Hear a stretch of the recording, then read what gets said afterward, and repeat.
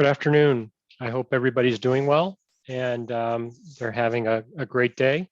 Um, Today we're looking at kind of introducing Hudson River Computing and Acumatica for ERP products. For those of you that are not familiar with either of us, you'll learn quite a bit today, and we're actually glad that you guys are here. So let's get started. So as we go down through kind of the agenda for today, we're going to introduce who Hudson River Computing is. We're going to introduce Acumatica, and we're going to go through kind of the big benefits of Acumatica. And then last but not least, we're going to show a little bit about the product. Feel free to ask any questions as you go through along the way in the chat, and we can kind of go from there. Hudson River has been here since 1993 to concentrate on accounting and ERP systems. And in doing so, we've kind of gone through a process of, kind of the changes of technology over time. So we've been here quite a while to do this. Our backgrounds consist of people that have experience, vast experience with ERP systems, as well as technical and programming experience. That becomes important over time as you go through, because there's different requirements as we go through different things over time with our clients. We're committed to quality products. We very carefully pick the products that we carry, hence why we kind of picked Acumatica. We actually looked at it from multiple standpoints, including things like what's the company like to work with, what's the functionality of the product, what's the technology, what's their plan for updates, what's their roadmaps. And we're going to kind of cover some of that as we go through this today. Oops. So we actually carry two products. One is Acumatica, which is what we're going to concentrate on today. We also carry Microsoft Dynamics GP, and we've been a long-term partner there. So we're going to continue.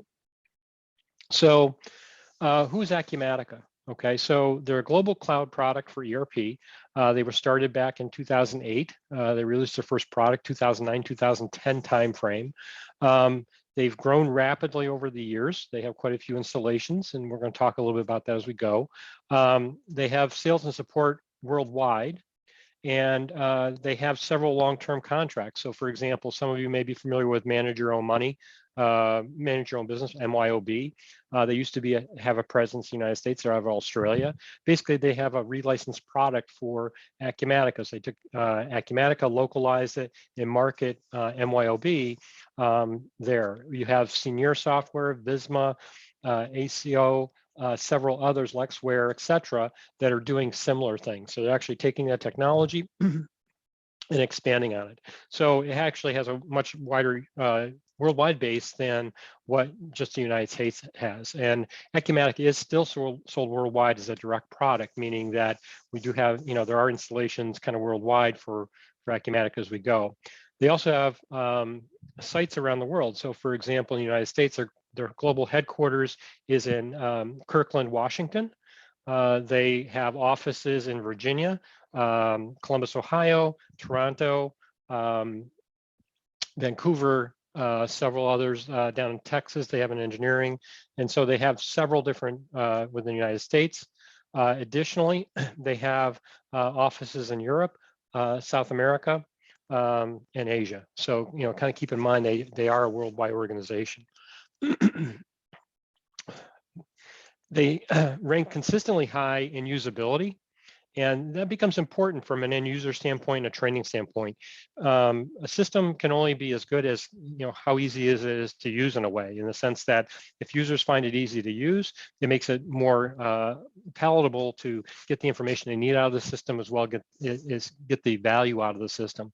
So it's kind of an important piece of this. So if you notice, several that we're comparing to here, this happens to be from Nucleus Research, but you get kind of the idea. There's several other studies along the way that have similar results. If we go a little bit further, how do people feel about the product? One of the things that you'll find is that if you end up attending like an Acumatica Summit, for example, where they have both users and partners there for being able to chat, see what Acumatica is all about, get an idea about it, as well as give the roadmap of where they're going over the next few years. And one of the things that always impressed me about it was that the people there are exceedingly enthusiastic about the product. And it shows not only in the polling, but just the attitude of the people that are at Summit. It's just entirely different than what you've probably experienced with those other software organizations if you've been there to them before. So it's kind of an important piece, and like I say, people are happy that way. G2 customer satisfaction, again, they rank very high because they take kind of personal the ability to make sure customers and partners are happy. You know, it's not everything is not about you know, everything's about making sure that people get to the result that they need, and it becomes an important piece. And the community within the process is very important. Okay, so it's kind of hard to describe.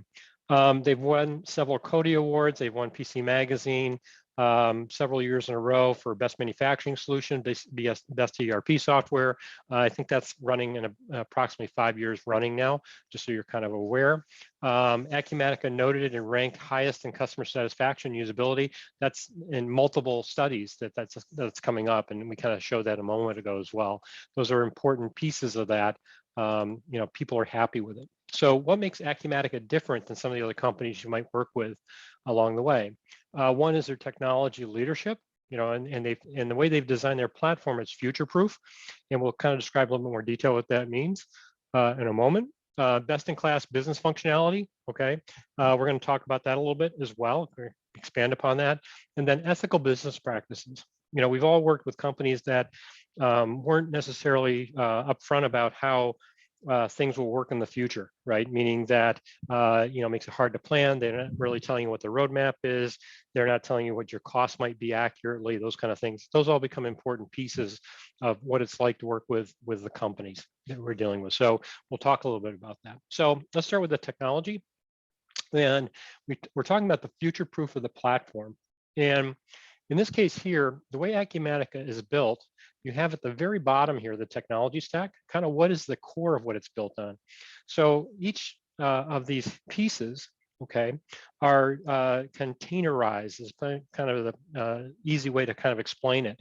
And if they determine that they want to change, for example, you know, the database background. So for example, over the last year, they've added AWS Aurora as an option for the database. Okay, they didn't have to rewrite the whole product. They just had to write the connectors between the database and the pieces. So that basically that containerized piece just literally plugs in and out of the product. They don't have to rewrite the whole product in order for it to work. So other things that they did in the past, 5 or 6 years ago, they incorporated HTML5. Again, from an end user standpoint, it was seamless. They didn't have to rewrite all their code. They literally took that plugin out. They, you know, the old plugin, and they put the new plugin in. And so the way the product is developed, it can easily exchange these pieces and put the connectors in. By the same token, the next level up is what the cloud platform is, and that's kind of the core of what the product is developed in. You know, what's the environment? So basically it's developed in C#, but using C#, they have this environment they've done for the cloud platform.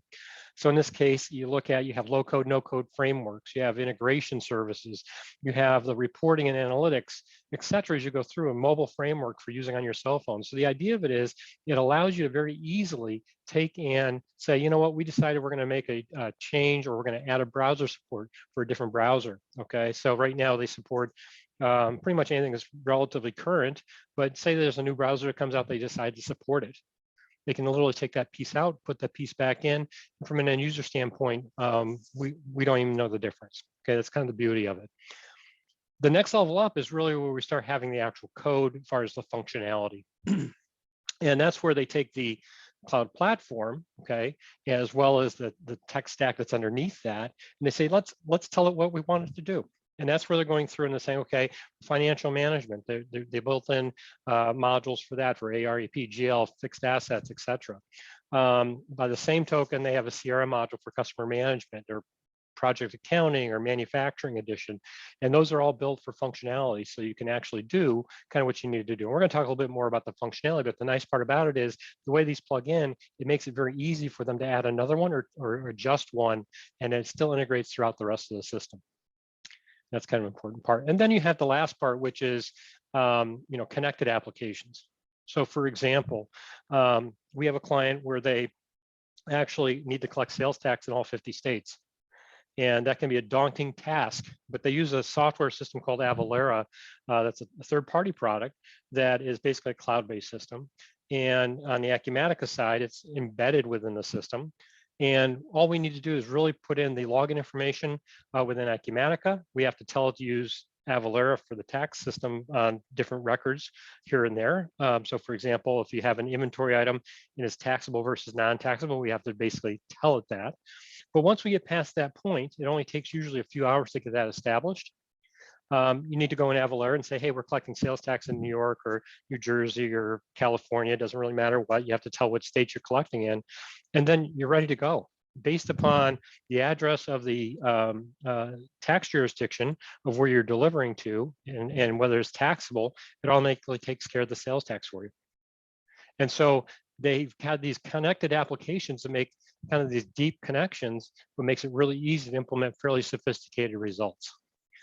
Similar type thing for like shipping and logistics or e-commerce, et cetera. They're embedded applications. If we go a little bit further, we have other ones for like government contracting or rental equipment, things like that, nonprofit. Again, they become very much like, and from an end user standpoint, we'll never know they're using anything outside of Acumatica. So when we say embedded, it's literally embedded. If we go a little bit further, where can you use the product? Well, pretty much anywhere you have an internet connection and pretty much on any device. So, you have your typical desktop and laptops, you have your cell phone. You notice here they actually have an app. So the look is similar but different. So if you notice here, we have kind of our dashboard, but here you also have the dashboard presented on the laptop now, or on the cell phone, excuse me. So what comes down to is with this, it actually runs the same code, but they have a slightly different formulation as to how they present the screen, because the screen real estate is much smaller on your cell phone than it is on your tablet or your desktop or your laptop. So while you can actually run it on your cell phone just through the browser, it's really kind of hard to use because of the size of the window, right? So they've come up with a way to make it so it's readable and usable. So like, for example, if the salesperson is out and about and you want him to take orders, for example, at a client site, he can actually do it through his cell phone. And once he clicks, save, basically and releases it, it actually goes right up to the server. So basically it's actually there instantaneously for fulfillment. So once he enters, it's done, it's the same system.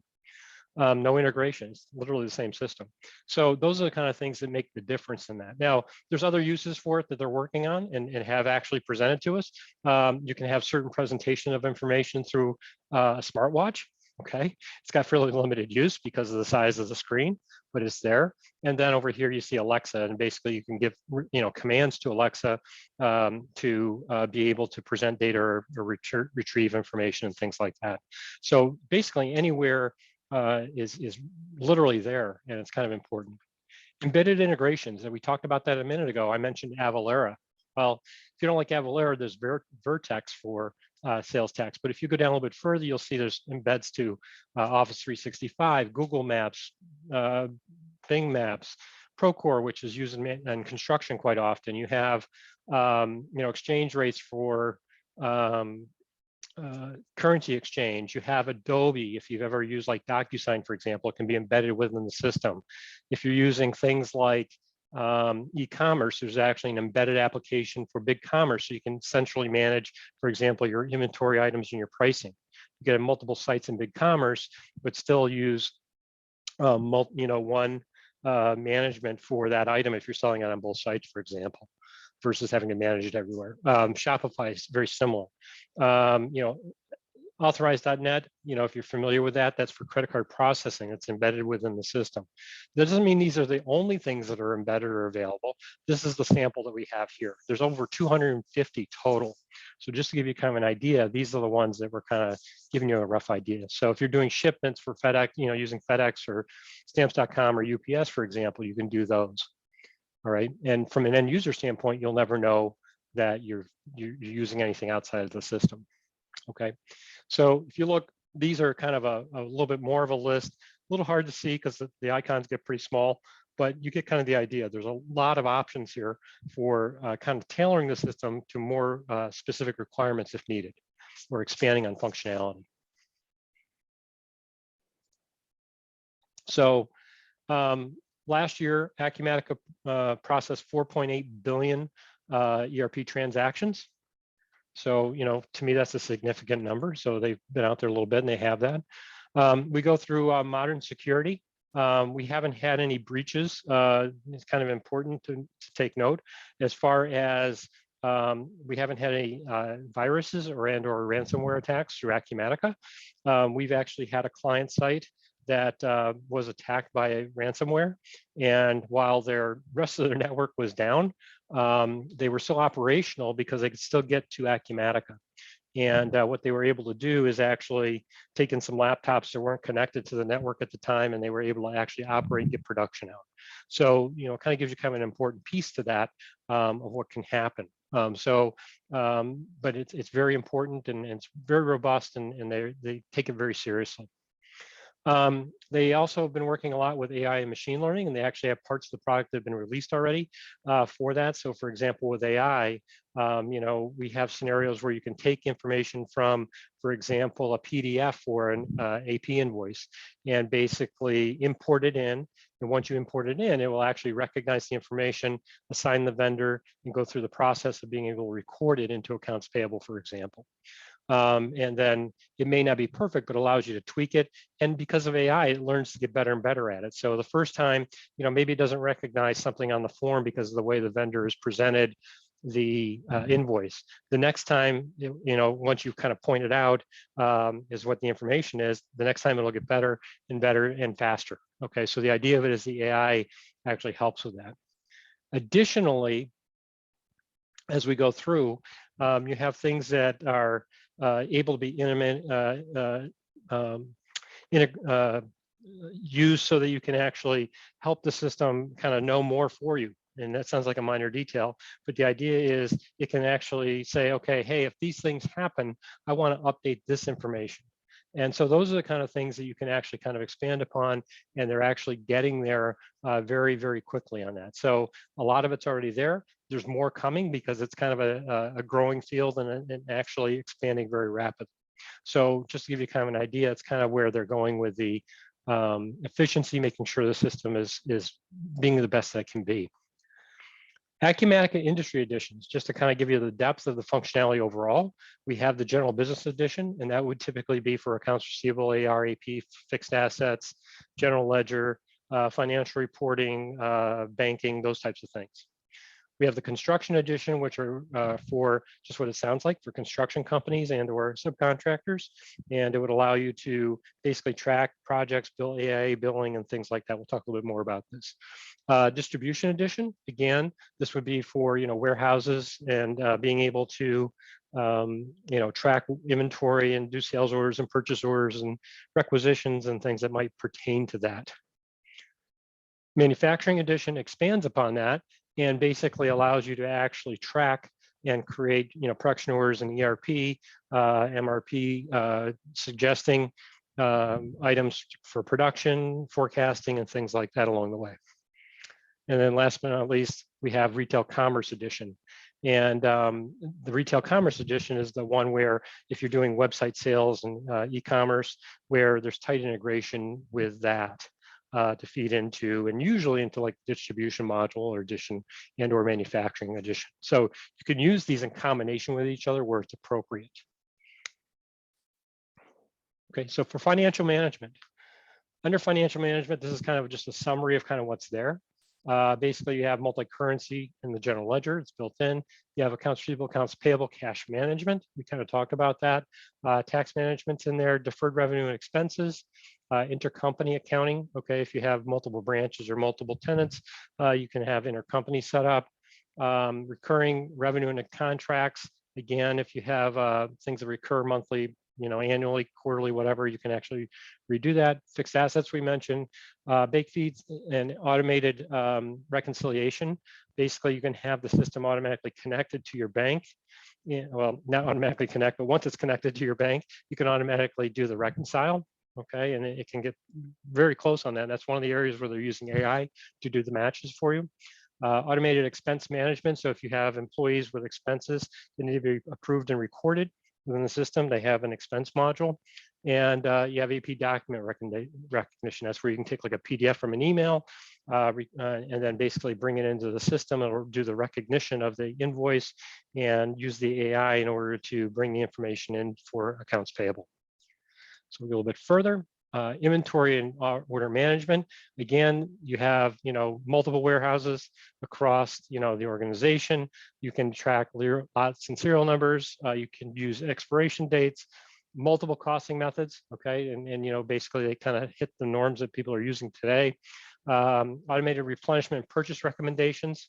Okay, that's where it takes and based upon your min maxes, et cetera, that are in the system, as well as historical information, can help project what you might require. Order management, again, it's got the omnichannel order processing where regardless of where the order is created or comes from, you can actually fulfill it. There's a lot of flexible pricing and discounting capability. Warehouse management section has barcodes and uses an application within your smartphone, just like we were saying before, that allows you to do like warehouse transfers and putaways and picks and things like that. Drop shipments and return processing is included in order management. And then you have the requests and requisitions. So basically you can do a request saying, hey, I need a box of paper. And then you can go through and get it to a requisition where it gets approved and set up the approval process for that as well. Customer management basically helps you manage your sales pipeline and your processes for lead generation / opportunity tracking, etc. You have integrated marketing, excuse me, and then you can track your marketing pieces so that you can see how effective your marketing is being. You can also do support cases so that if a customer unfortunately has an issue, you can actually set a support case and then attach basically all the activities that are associated to that, as well as documents within the system. So it's pretty powerful that way. There's a ability to use a customer self-service portal. So customers can see their invoice information, those types of things, reorder, those kind of things along the way. There's Outlook integration, and then it allows you to see kind of customer and actually vendors as well, kind of all the way around, from the standpoint of on the sales side from the very beginning to the very end. So as we go through that, there's also field service management. And under field service management, it's kind of what it sounds. It allows you to schedule and dispatch, field service people to particular areas. It tracks the contracts that it may pertain to. It can track the equipment. Can track whether it's under warranty, those types of things as you go through there. There's route planning to help you be more efficient, based upon, hey, if, instead of having them drive back and forth across town, you can have it set up so he kind of goes around, the most efficient way as he goes across town, so to speak. And then again, you can actually put in a timekeeping workflow right in the application, whether he's using it from a cell phone or it's being done through a laptop or a tablet. The other thing it can do is basically collect a signature so the customer can sign off on it as well, assuming you have the right device. Project accounting is just what it sounds like. Basically allows you to track costs for a project as well compared to budget. It can do various types of billing. So you have time and materials and fixed price and milestones, et cetera. You have expense allocations, revenue recognition, et cetera, as you go through, kind of typical for project accounting if you have that requirement. And then you have change orders, commitments, and approvals and alerts, and et cetera. So it's a very powerful project accounting piece. The payroll module is for US payroll. They've actually just fairly recently released Canadian payroll, so depending where you're at in the world. But it does kind of the filing and compliance. It actually integrates to a third party for that to be able to automatically file your tax forms and things like that for you. And it's fairly cost effective to do it that way. And it's pretty much you can set up to automate the filing for your tax deposits and things like that as required to the various jurisdictions. It also does unions and prevailing wage, which sounds like a minor detail unless you need prevailing wage. So a lot of systems don't actually handle that very well. This actually works very well with a prevailing wage in conjunction with either the project module and or the construction modules, where that normally pertains. So how does it all work together? So if we take a look at the General Business Edition, these are kind of the major components of the General Business Edition, which includes basically your financials and customer and reporting, payroll and mobile pieces. So if you notice, it's all integrated. So when you have something in payroll and it relates to sending out a payment for example, the tax deposit that you make for federal withholding. Well, not only does it create the payroll side of that, but when you go to pay the liability, it can actually create the accounts payable for that liability. So you can record it. And if you automate that, you can actually just kind of automate that recording altogether. But the idea is it flows to the accounts payable module. So those are the kind of things that you can actually do with it. And it does integrate very tightly as we go across. Distribution Edition. That expands upon, it sits on top of the General Edition, right? Because you need financials still usually. So basically, it includes the advanced financials. It adds onto it the sales order and sales order maintenance management, as well as the purchase order side. Okay, so you can buy it.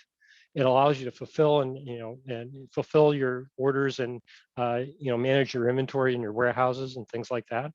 It includes pricing and discounting. So if you sell, maybe you set up pricing so that if you sell one of them, the price is $500. You sell 10 of them, the price is, $490, for example. You can actually do that pretty easily. And last but not least, you have on the purchasing side, not only purchase orders, but you have request management and requisition management. And again, it's all integrated. So now if you see how it kind of expands, this is the part we just saw kind of in that first piece. Now we're expanding all these other pieces onto that. And again, it all integrates tightly. It is designed to all work together. So if you entered a customer in the receivables module, because maybe you have certain receivables that you're not billing for inventory and things like that, but then you use that same customer because you do have a sales order because you're using it with inventory, it's set up in the same place. So it's tightly integrated. So it's built on each other, okay? Manufacturing Edition expands upon the Distribution Edition. And it adds, bills of material and routings, MRP, material requirements planning, for those of you who don't know, shop data collection, which sounds like a minor detail, except it's really important if you're using it and need it. It'll assist you with production scheduling and costing. It can help you figure out where your bottlenecks are in production to for your different work centers and manufacturing. So it allows you to do that and take ways to go around that. There's ability to do estimating. So if you have a new product, you can actually put in estimating, and then once the estimate is saying, yep, we're actually going to produce that product, you can actually have it create the item within the inventory itself, so it can be sold with a bill of material and all that if necessary. And then last but not least, we have the product configurator. And what the product configurator allows you to do is if you have a product that has several different options to it, it allows you to basically, when you go to take an order, for example, build out those options. And it basically allows you to set up the ability to make sure that you don't put together invalid options when you're taking sales orders and all. So that's what the configurator does. So just give you kind of an idea. And again, notice here we have the finance and it built and the distribution management. And again, it builds upon it and it keeps expanding. So the idea of it is you can get what you need, what you require. So if you don't do manufacturing, you don't get it, you just do the distribution. But say you start out with distribution and you say, yep, we're going to go into manufacturing, you can easily expand the system to incorporate what you've already done. All right, Retail Commerce Edition. This is where you're adding a website for sales. We have tight integration with BigCommerce and Shopify. There's a couple others out there as well, like Magenta. But the idea of it is you actually get to manage, for example, your product description and pictures and all that from one location, especially if you have multiple websites. That's really useful.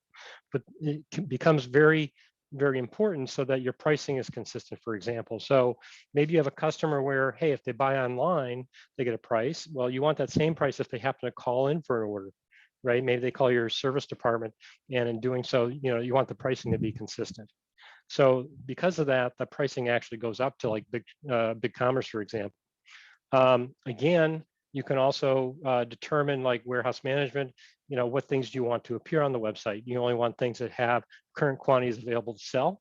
Well, in those cases, then you can actually manage that directly So as inventory gets depleted, it would automatically come off the list of things that are available for people to see to purchase on the website. Those are the kind of things you can do with that integration piece. And of course, it integrates all the way through. So, everything from your shipping and tax, we talked about Avalara, for example, shipping, it might tie into UPS, for example, you're doing small packages, and then, you have integration of financials, obviously, as it goes through. And again, you can see how it kind of builds on all the other pieces we talked about before. And it could be a scenario where you take online sales and it needs to tie to manufacturing. And again, you can do that as well. So basically anything, these all integrate very tightly together.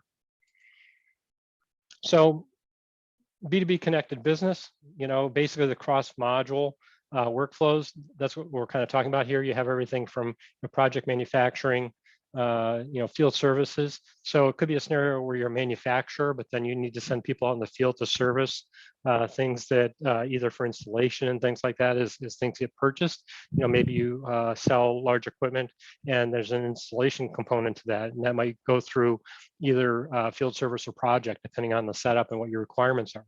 The nice part about it all integrates together. So maybe there's 20 components for manufacturing that need to be produced for the project for the field service team to be able to install. You can track all that. And so you can tell by the project how well you did.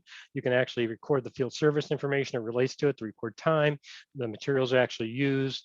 I can establish, starting warranty points and things like that along the way. And the nice part about it, it's all integrated together.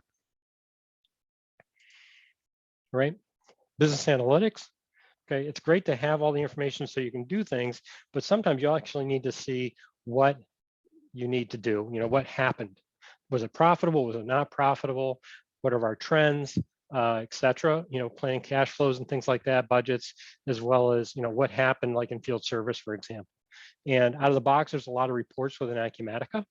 There's also built-in dashboards and things like that to help provide key indicators and things like that. So, some of this here, like what we're looking at right here, this is just an Acumatica dashboard. And some of these others are just different things. So BI 360, Tangerine, Velexo, and as I said, Power BI from Microsoft, Tableau. Those are all third-party products that can expand upon that. They actually have access to the data, if you allow it, of course, to be able to give you better processes and results. So you can actually get different things. So in this case here, you can see the graphs are slightly different capabilities that are out of the box with Acumatica, so they can expand upon that. Or maybe you're already familiar with Power BI, for example. Or maybe you have other systems that are using Power BI for a reporting tool. The idea of it is you can actually bring that data together from the dispersed systems and be able to do reporting on both. But there's tremendous number of reporting capabilities. Compliance, it's SOC and AIPCA compliant, so it's kind of nice to know. It's got PCI compliance if you're doing credit card processing and all, so it actually works out pretty well. The system never ever records an actual credit card number. If you're doing credit card sales, it actually just has the token to work with. So it's kind of nice the way that works. So the liability is less. Ethical business practices. This is one that's always kind of hard to determine until you're involved with somebody, right? But in this case here, one of the things that's unique about Acumatica is they actually have a customer's bill of rights. And to my knowledge, I don't believe I've seen one from anybody else that is similar to this. And so if you take a look, they've done a couple different things. One is they're trying to make it so that as you take a look, for example, sustainable pricing with annual increases of no more than 3%. Over time, that can become very important, meaning that it allows you to plan for budgets. It allows you to know that, hey, well, I'm not going to get a 50% increase next year. It allows it to be able to be known what's going to happen. It's in the contract, right? As well as the Bill of Rights is actually in the contract, which is kind of nice. The other part is that, we work a lot with Acumatica. The idea is we're trying to be just as straightforward about it as well. So one of the things that we have to do is in conjunction with Acumatica is, we're trying not to, hide anything. Basically, we don't want any surprises as much as you don't want any surprises. So when it comes to ERP implementations without hidden fees, nobody wants to find out later, oh, by the way, you need to pay this or you need to pay that. Basically, it's a process as it is. Let's not make it more complicated by, having any surprises as far as cost, right? The other part is the product is not licensed by users, licensed by functionality, basically, as a requirement, okay, in volume of transactional type volumes. And that consumption-based licensing makes it work very well, because there's always those people that you have on the side where maybe they need to do approvals for purchase orders, for example, and or expense reports and things like that. However, they never actually enter a new transaction. Well, with Acumatica, it ends up a scenario where you don't pay anything extra for those users because it's not licensed by user. So it keeps your workflow for approvals and things that very natural as to what your organization should have, versus a scenario where, oh, we're paying, $300 a user per month, and maybe this guy only approves 1 or 2 things a month. Then what happens a lot of times, organizations will say, well, you know what, it's probably not worth $3,000 or $4,000 for him to do 20 approvals a month. Let's see who else can do that approval. And so what ends up happening is you end up with a workflow that's kind of bastardized for what it really should flow like, because they're trying to not spend the extra money. So the idea that this allows us to do, it allows us to very easily, kind of make things work the way they're supposed to work. And last but not least, and just, it's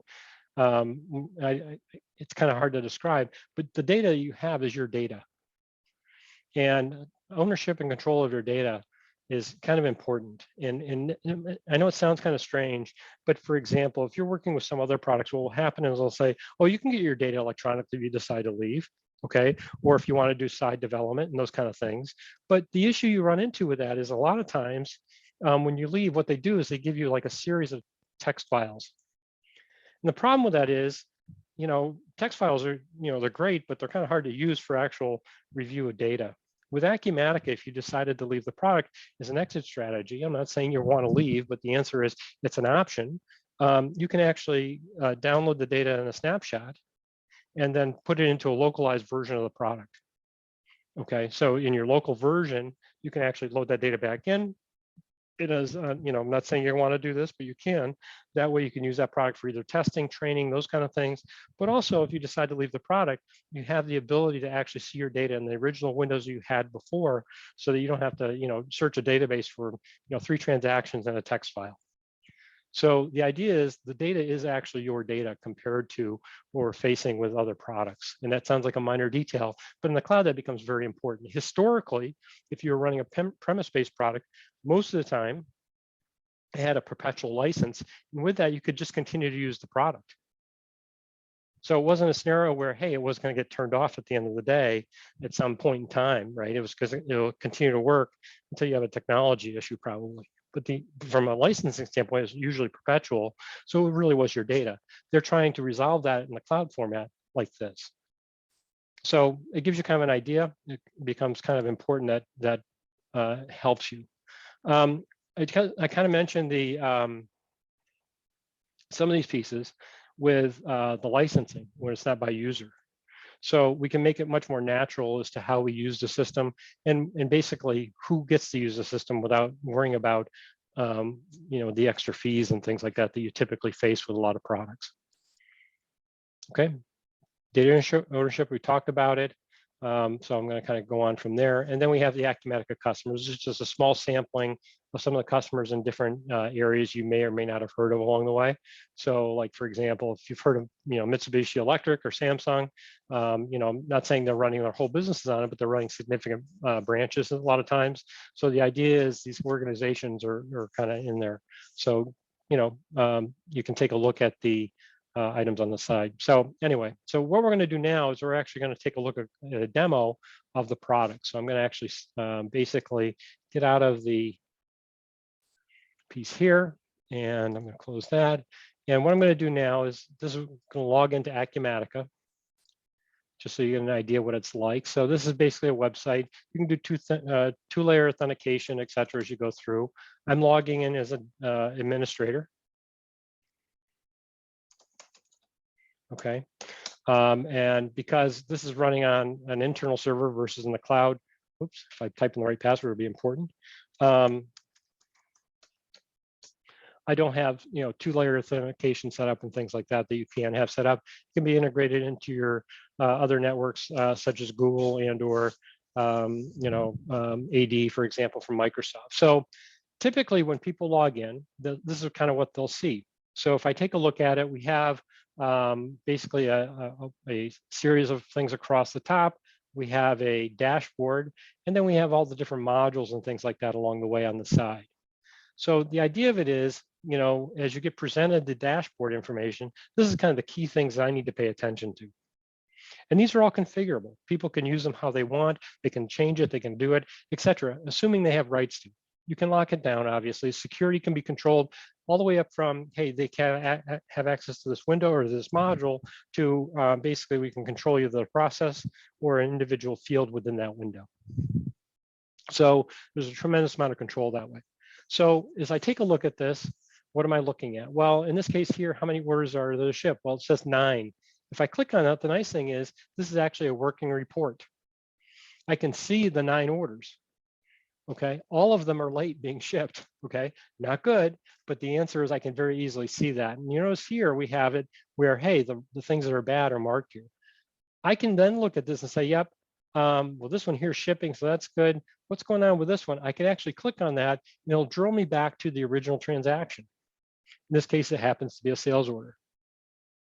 So I can see what's going on. Are there any notes on this? Has there been any activity? Is it ready to go, etc.? Well, they're ordering how many? There's none on a shipment.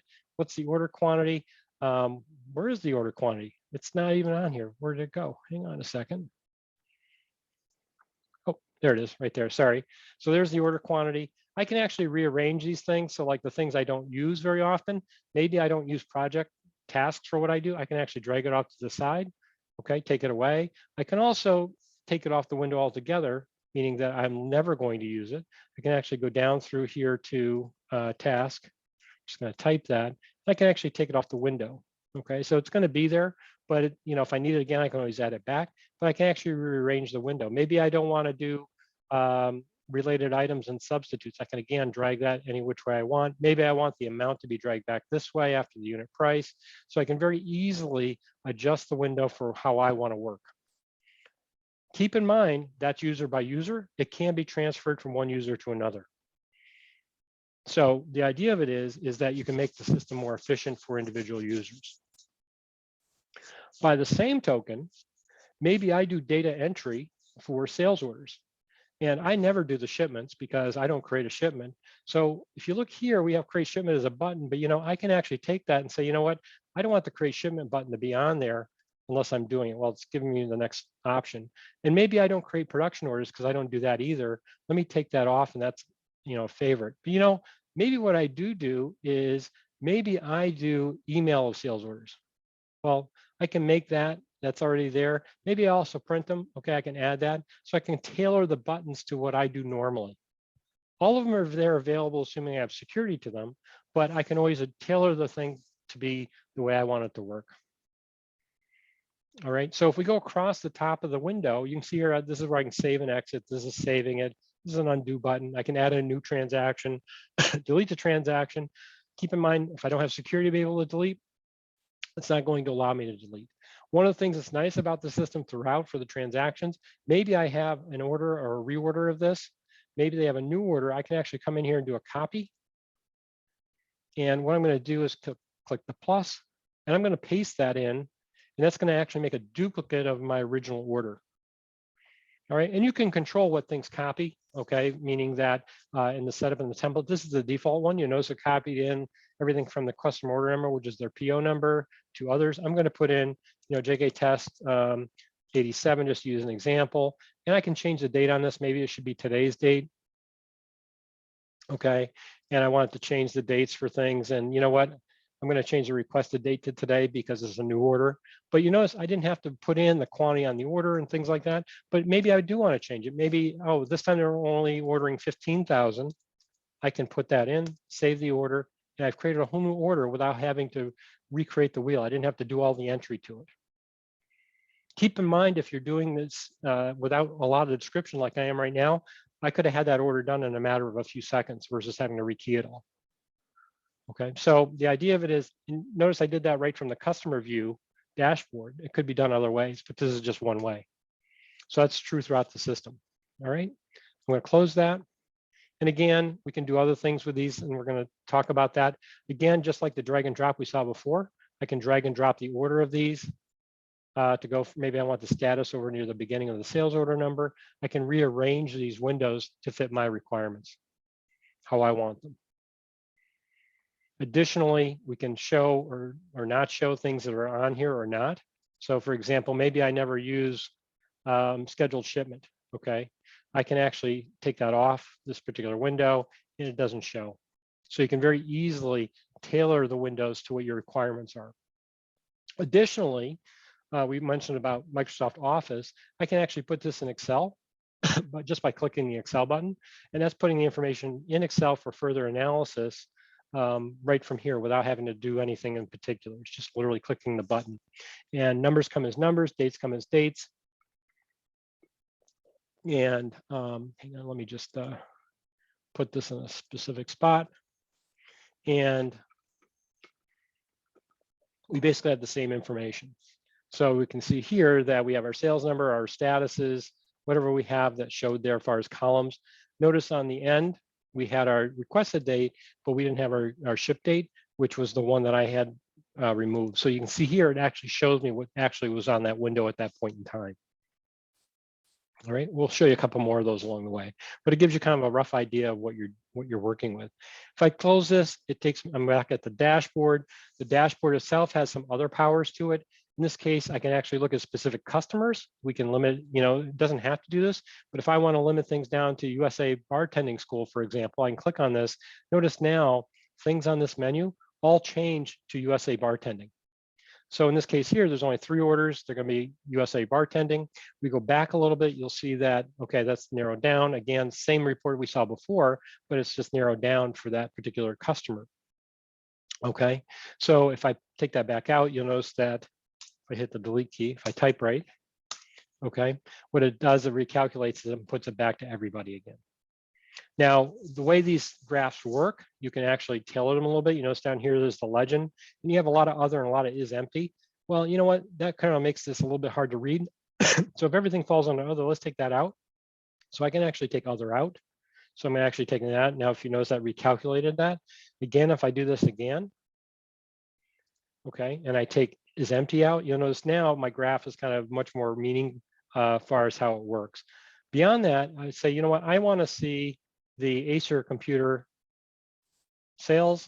I can click on that, and that's going to show me the data that made that particular piece of that graph show up. And at this point, I can drill down on it just like I did before. So if I want to see this invoice, I can actually drill down on that invoice and see the information from that invoice in any more detail. So it allows me to very easily kind of see what's happening within the system. So the nice part about it is I can drill down those pieces however I need to. Now, this might all sound great. The question is, how easy is it to adjust my dashboard? So in this case here, I've got designer ability, and you can secure it whether you want people allowed or not. So I'm going to actually add an item just to give you an idea what it's like. So if we take a look, I'm going to click on design, puts it in design mode. You notice now we have a couple things going on here. It's a little bit different. And what I'm going to do in this case, I'm going to say, you know what? I'm going to look at this same data, but I'm going to look at it a little bit differently than I did before. So I'm going to add a new widget. So I'm going to scroll down here. I'm going to click add new widget. And in this case here, we have the ability to add charts and data tables and embedded data pages from other websites and things like that. We can do just a header to break it up, like up at the top, it says customer view. We can actually set up different headers throughout there. Key performance indicators are like where we had the 10 orders, it's kind of a summary piece. You control the colors and things like that. You can go to other windows. You can actually link to like data entry windows and things like that. So you can say, oh, I'll go to the sales order window from here. So you can actually kind of put it in there. If you're familiar with Excel and pivot tables, you actually have the ability to create pivot tables within Acumatica. So maybe if you want to take sales by state, for example, and kind of say, okay, what's the summary for that state? You can do that very easily with a pivot table, just like you would in something like Excel. If we're doing Power BI with Acumatica, if we have a Power BI setup, we can actually show a Power BI as a tile from the Power BI side. So you can actually display it all in one spot, even though, you can see it from the Power BI side as well, obviously. Then we have trend cards, and we have documentation like wiki pages. I'm going to keep it simple. I'm going to do a chart. Okay, just give you an idea what it's like. In this case here, I'm going to say, what inquiry screen do I want to pull it from? Well, that particular one is actually pulled from inventory invoiced items. Okay, so I got to type correctly. So if you notice how the search works here, there's my invoiced items. So I'm going to highlight that, click select. So that's going to be my basic data. Within that, though, do I want to pick everything? Well, no, I want a certain number of records. So I'm actually going to do the key customers over the last 12 months. So I'm going to select that. From there, I can actually narrow down the filter settings and actually narrow it down even more if I want. So I can very easily take and say, yep, I only want this customer class, or I only want this piece of information. I can actually do that. All right, maybe I only want certain items, those kind of things. How often do I want to refresh? Well, some things it's okay if refreshes once a day. Other things we want refreshed instantaneously as things change. You can control that. So in the case here for the refresh data, you notice here, basically every time the page loads to once a week. Okay, so you kind of have some choices there. I'm going to leave that alone. And at this point, I'm going to configure the actual chart. So if you notice here, we have choices for the type of chart. We have donuts like we just looked at a minute ago. We have line graphs, columns, stack columns. A little bit further down, you'll see that we have bar graphs, dark bar funnels. Okay, I'm going to pick a column layout. All right, and we're going to make it fairly easy. So we're going to look at the customer name. Okay, we're going to just pick that, and we're going to just do the first 10.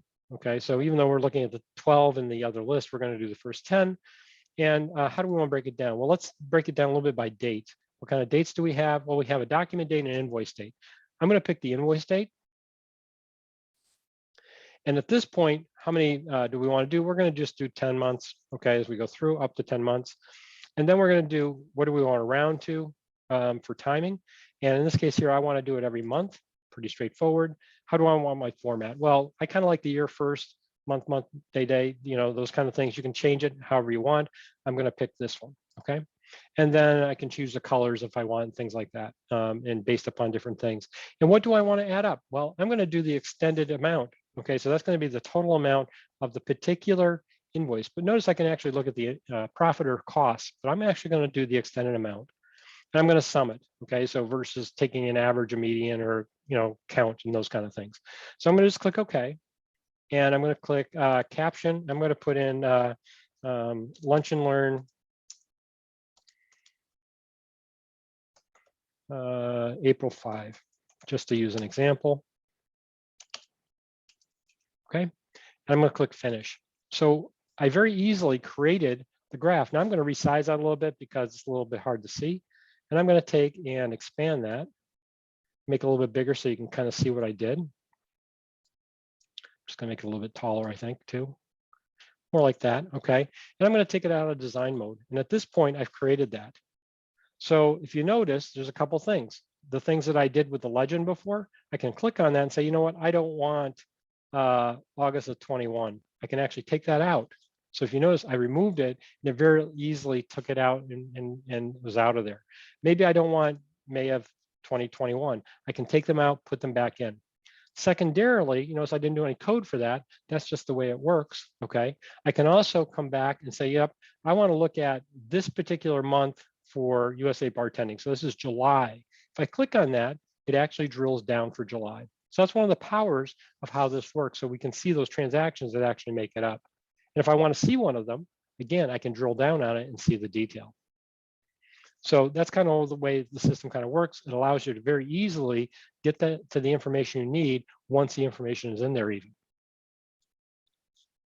So giving you kind of that very easy, hey, here's how I can do that. We've seen a lot of systems that allow you to do things like that, but if you notice here, it doesn't require a programmer to know to do it, okay? You can typically have an end user do it for this type of information.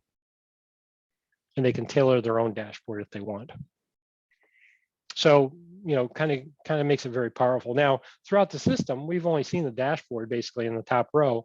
I can also tap, up here at search, we'll talk about this for a second. This is search within Acumatica. So if I type in JK, 123, for example, maybe I get a call from a customer and, hey, that's our purchase order number. Notice here I have a transaction. I actually came to this. I can click on it. It'll take me right to that transaction without having to search the whole system or even close the window that I was in. So it gives you quite a bit of power to be able to find things throughout the system. So you can do that for like, file attachment names. You can do that for transactional IDs, customers, etc. So it's going to find it through the global search. Additionally, we have up here basically historical information. So the things that I've clicked on throughout the days, okay, are all here. So, a lot of times in a browser, it's like, oh, what did I do 2 hours ago? And, you go into the browser history and you search for the browser. And of course, there's 4,000 of them. And you finally find the page you were on because you want to find it back. In this case here, this allows you to do that. So what did I click on recently? Well, if I take a look at the AR documents, I've clicked on a few of them throughout the presentation. Notice here, it takes me back to them. And I can go back to that anytime I want. I can click on it and go back right to it. So the nice part about it is it not only keeps that history, but allows me to actually get to what I was doing in history so I don't have to search through it all again. Because we all get that type of scenario. What do I just do? Up here, we can see our business layout. In this case here, we're under one tenant, okay?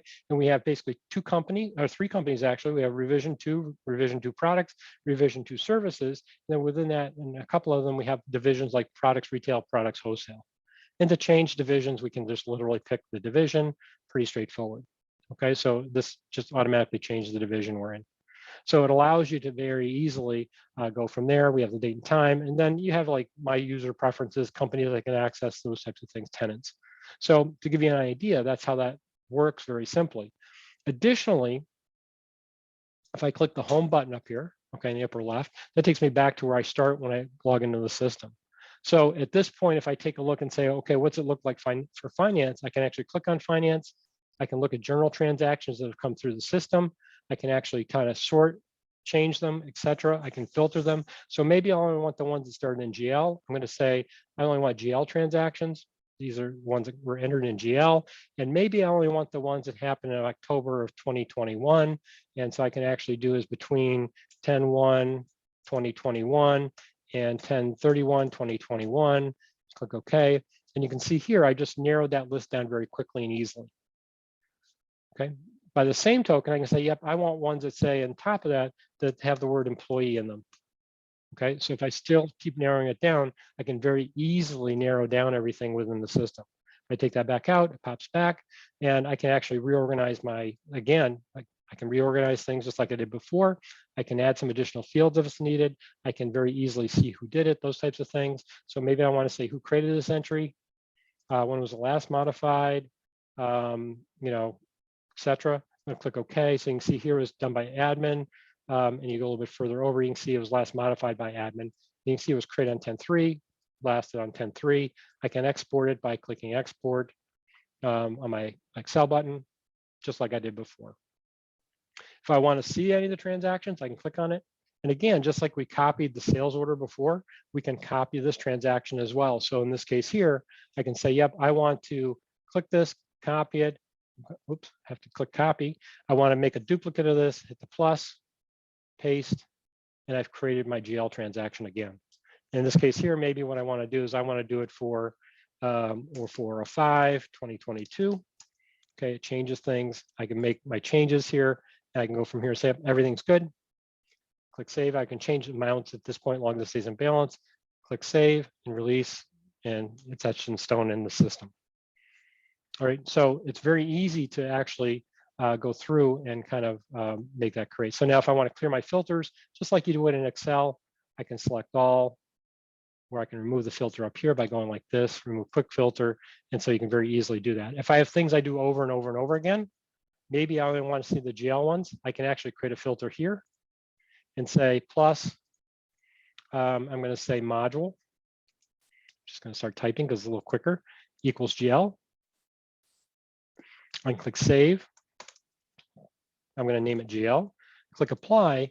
You notice here, if I do this all the time, I have it where basically I have a tab created. So this is where we were before, and now it has a GL tab. And I can create an unlimited number of those tabs. Hopefully you don't create 4,000 of them, but it allows you to create those tabs so you can very easily find things very quickly as you go through. So I appreciate everybody's time. I'm just trying to give everybody an idea what Acumatica looks like. kind of what the strengths of the product are. And obviously we didn't get to everything because there's a lot to show here, and everybody has different interests. Maybe you're interested in manufacturing, maybe distribution only, those kind of things, or maybe just general accounting. That's all fine, but I was trying to give everybody a flavor today. So I truly appreciate everybody attending today. I hope everybody's having a great day, and hopefully it's sunny and 70 where you are. Not where I am, but hopefully it is where you are. And I wish you all a great day. Thank you now.